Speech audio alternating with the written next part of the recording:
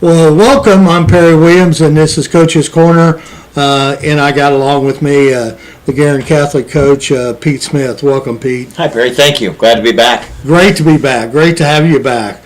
Let's talk a little bit about this end of the season. We got sectional coming up here, so we don't normally like to look back. This is an all-new season here, but the last three games, I guess it's been we haven't met, and that's been Franklin Central, Been a roller coaster. Pendleton Heights, and Anderson. Let's talk a little bit about those three ball games. Well, Franklin Central was one of our best games this season. They came in playing pretty good basketball.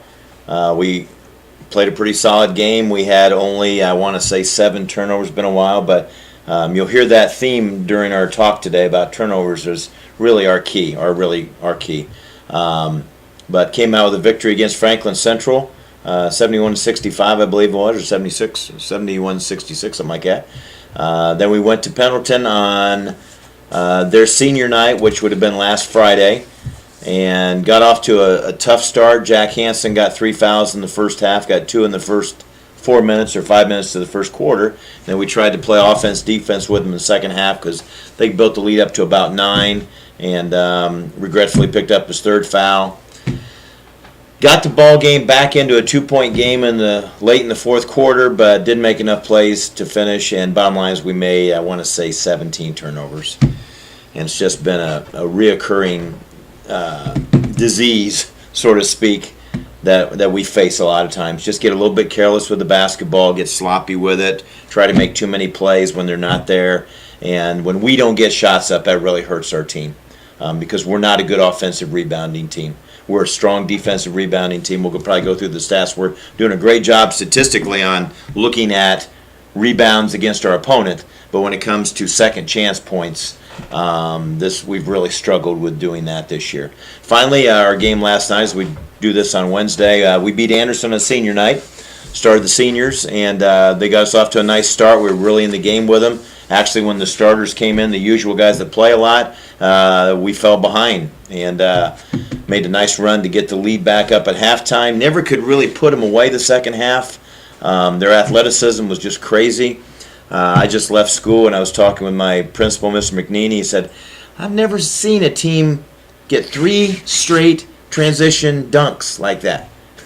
And they were extremely athletic. Most of the teams in Hamilton County have played Anderson and know that they haven't won a lot of games, but they play some good stretches of basketball, and they were a real challenge to us last night. But we were able to win the game 63-56. So we end the season 14-9, not as well as we would have liked to record-wise have had, but at the same time we won a couple games we maybe shouldn't have won.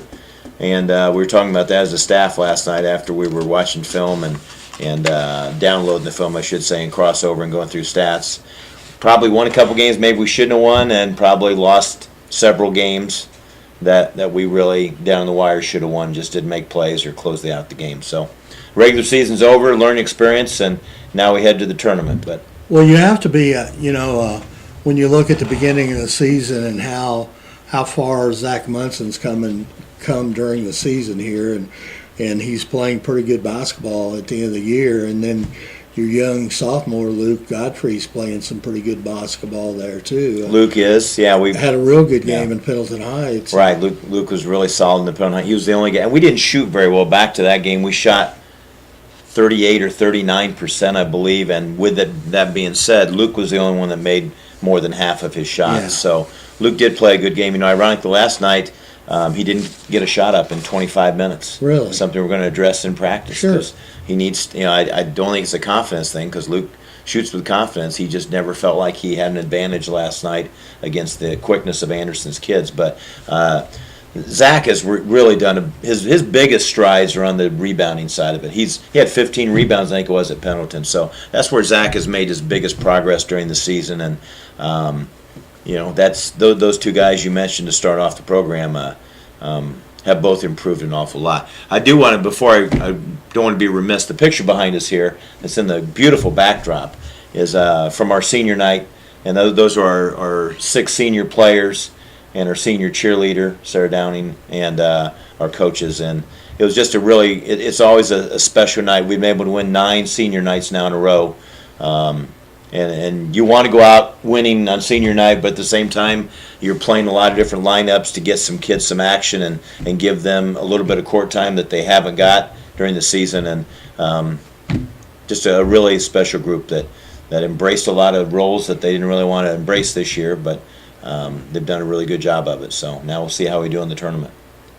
That has to be a very tough game for a coach because he has, spent 4 years with most of those guys that in the program, seen their ups and downs, and we've got a couple of kids that have been hurt. I mean, a lot of times too. I mean, our seniors, another player that's improved a lot during the season is Will Morris. Will didn't even play high school basketball his sophomore year, and then came out as a junior, came to Guerin as a junior, and made the team. And he had 7 points last night in our senior night game, and he's shooting over 50% from 3 points. So when he gets in there, he's a 3-point threat. And Coach McCauley saw that last night. He was in the crowd watching. So Will's played very well. Our other seniors, Cameron Dixon, battled through a really tough knee injury his junior year, and right now I just think he's a little tired. We're going to try to give him a little bit of rest, but the big guys giving us some really good minutes inside, battling in the paint. Cameron Oswald we lost for the entire season, though he did get to warm up last night, and you can see him in the picture there. Played 2 games this year and regretfully just blew out his ACL. Didn't play his junior year after transferring from Westfield, and we were hoping for big things from Connor this year, but he was at every practice, working out, trying to rehab to get back on the floor. Andrew Sharp's one of our captains, along with Joey Weiss and Matthew Godfrey, the other 3 seniors. And Andrew got his first career start last night, and thinks the game extremely well. Has just battled some health issues during his high school career, and hasn't let it get him down enough that he didn't want to play and be on the basketball team this year. So he earned our captain's job along with Joey Weiss, who's got a couple starts this year in the post. He's an undersized post. And then Matthew Godfrey's been a 4-year performer for us. So those last 3 captains have been in the program all 4 years and have really done an awful lot. And the first 3 have been great additions. So I'd be remiss if I didn't talk about our senior manager, Nick Moss, who's in the purple suit. It's a tradition. It's been passed down, and the senior manager goes to the tailor, goes to Dan Yancey downstairs and gets it, altered and so forth. And Nick's going to go to Purdue next year and study engineering. Has just been a great 4-year manager for us, been our head manager this year. So that's cool. And of course, that's always a special night. But in the same way, it's always a tough night. It is. Coach, let's talk a little bit about this sectional coming up. We'll switch from the first season. Now we're getting ready to start the second season. Let's talk a little bit about this sectional. For the fans, it's got to be really exciting. Yeah. I mean, when I saw that matchup Sunday afternoon watching on TV, it's like, wow, Fishers and Southeastern, that was a double overtime game the first time they played. That's going to be a great single-night game where hopefully their schools will come out and they don't like each other or they're friends with each other or both. So that should be a great one-night game. I don't think they could have picked a better opening round game to be at the Eric Clark Activity Center. And they didn't pick it, obviously. It popped out of the popcorn machine or whatever. But the one thing about it, Fisher's coming in here 10 and 12, but they play some good basketball, and they play a tough schedule. A Jekyll and Hyde team. You mentioned Franklin Central. After we beat them the next night, Fishers played them and only scored 30 points on them. I think Franklin Central beat them 66-30. Talked to Coach Leonard, and he said, we just couldn't make any shots. Yeah. And, I thought they played good defense, but there's nice Fishers looks like world beaters. They've beaten some really good teams, so they're very dangerous. Like I said, it went a double overtime game the first time, and Southeastern has a very, very good team led by Zach Gunn, obviously. Yeah. Connor Rotterman is a really under-heralded player, and they've got a really nice team. So that should be a really good one on Tuesday night, and I think even non-Hamilton Southeastern patrons would want to get out there and watch that one because it should be a really athletic game. I think you're going to see some ups and downs and some dunks. Oh, yeah, because, at the beginning of the season when I went and talked to Coach Leonard, he said it was probably talent-wise, top to bottom, the best team he's ever had at Fishers. I mean, from they've got a really 1 good to 10. Yeah. And his kids, he's got good players. They lost Connor Washburn for part of the season, but boy, I saw their Anderson game, and Connor was just an animal in that game, and he's 6'7", probably legit, and and just was dunking everything around. Yeah. The Franklin boy that transferred in from Cathedral is a really good player. Obviously, they beat us last year in the sectional, but they're two big guys, both graduated, that really hurt us. Actually, three guys. The Eaton boy played really well against us too, but Willie played well. So they've got a very talented team, and on some nights they're as good as anyone around. And Southeastern's played a lot, but more consistent this year. Had a couple downs, but overall, obviously beating Carmel on their home floor by 15 or 20. Yeah, that was big. That was huge. That was huge. And then on Wednesday night we got some good games. 6:00 game, Carmel and 18-4, and Westfield 6-16. Shane Stumpner's got a young team, and they're struggling over there at Westfield, but I'm sure he's going to have a pretty good game plan coming in against Carmel. But Carmel's going to be they've played some interesting games this year. I saw them on a Saturday afternoon game. I went over and watched them play Hamilton Southeastern.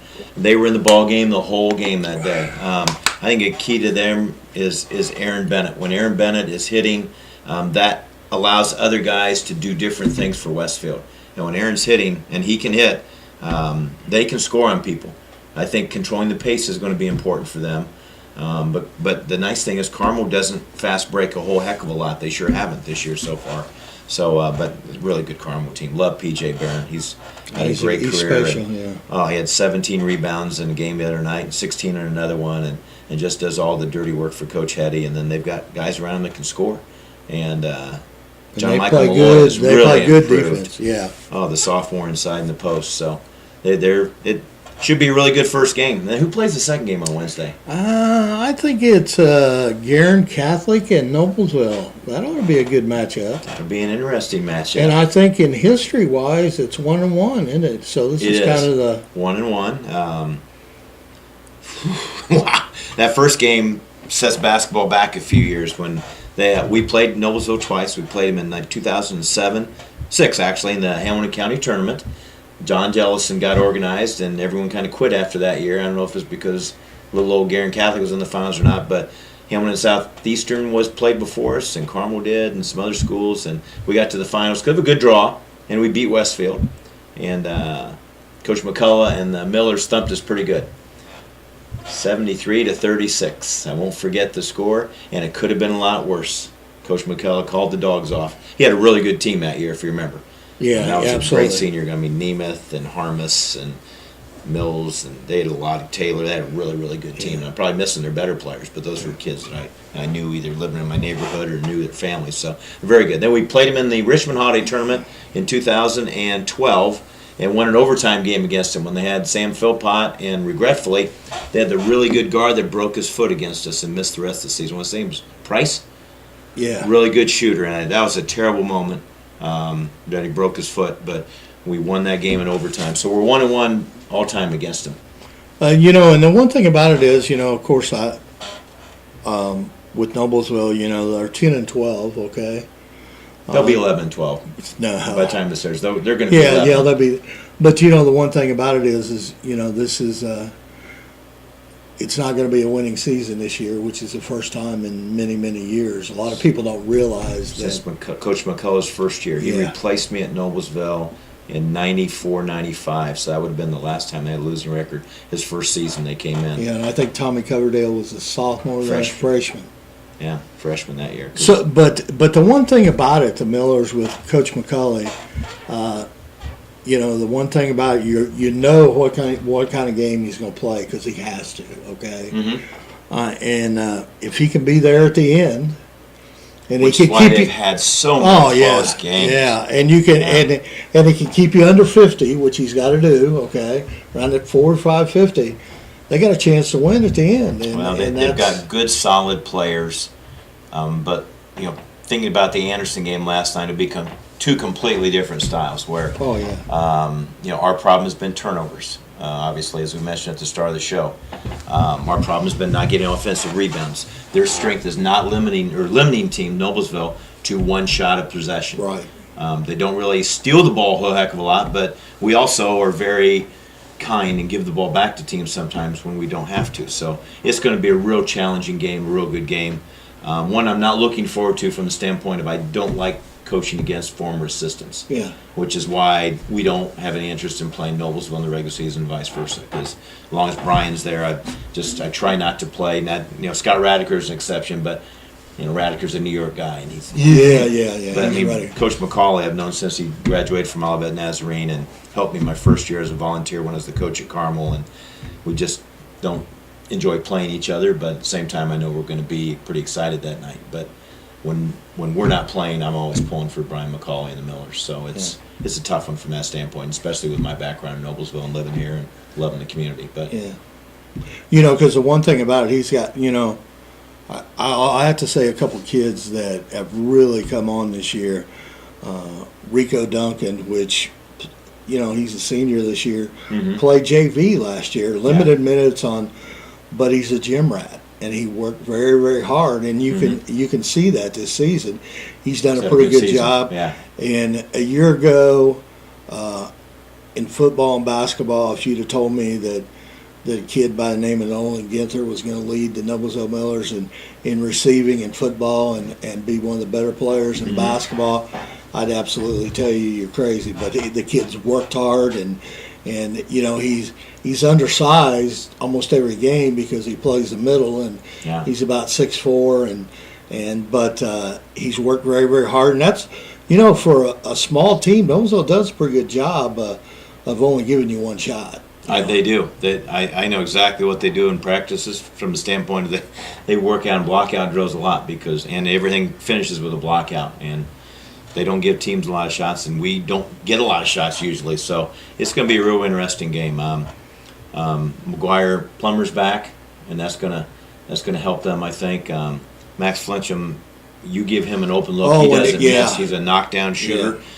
Teams really gear their defense a lot to him, and rightfully so. So really good team. You mentioned Duncan. I don't want to miss anybody intentionally, but Mertens is pretty darn good too. Yeah, if he hadn't broken his foot, that was a big loss. That was huge. That was a for big them loss because he's another kid that can shoot lots out if he has to. Oh, he improved so much at the end of the year last year. I remember seeing him at a Pacer game, I think it was, or somewhere, and boy, I was really expecting to have a big year. Yeah, I was expecting him to have a big year, so that was a huge loss. He's a really good player. So you got to remember he's out of the mix, and that's been a big. Yeah, it's huge for the Millers because the Millers are short on the bench anyways. I mean, we don't have a lot of depth.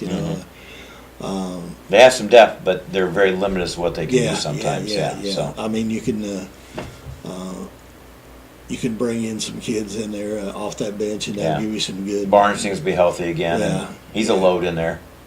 Yeah, He's a real load. I've been watching some film, and I didn't see him play football this year, but I can see why he's a pretty good quarterback. Yeah, and See why in Coach Simmons the likes him. game which the Millers lost against Heights, and it was the last second shot. I mean, Coach had it set up where you could win it or lose it, and he missed a shot, and they went down and hit a shot. But the battle with Barnes and Weatherford was pretty intense inside because they both are good-sized kids and very athletic. So. We had trouble with Sterling when we played Heights. I mean, he was a big key for our loss against Heights early in the year, and then he got hurt after that game, and really missed a 10 bunch games, of games. I think. Yeah. But they're starting to roll. They won again last night. Playing real well. Yeah. So. Yeah. So, what do you think, Carmel sectional here? I think probably. Well, the Southeastern Features game is going to be a great one, and I think our game with Noblesville and Guerin is going to be a great game too. I do too, and I think Westfield will give Carmel a great and challenge. Westfield First will game be at in 6 there. o'clock. You never know how teams come out because it's their first game, and no one will be there for a while. It's just so early at 6 o'clock to play that sectional game. It's a weeknight, but just think about JV games. No one's there, and so maybe Westfield can feed off that lack of energy at Carmel playing on their home floor. But I know it's going to be an extremely well-run tournament, and hopefully we'll have great crowd nights. We'll have some great nights of crowds, and hopefully we can advance. But Noblesville is going to be a really big challenge. We talked. This is always an exciting time in Indiana with Indiana basketball, and we're pretty well known for our basketball in the state of Indiana in this tournament. But what do you think? I mean, there's some teams up north and a couple teams down south that are Well, I are would pretty good basketball teams. I would have liked to have seen last night's game between South Bend Riley and Fort Wayne North, because there's a team that Riley just had 2 losses going in, and North had only lost once.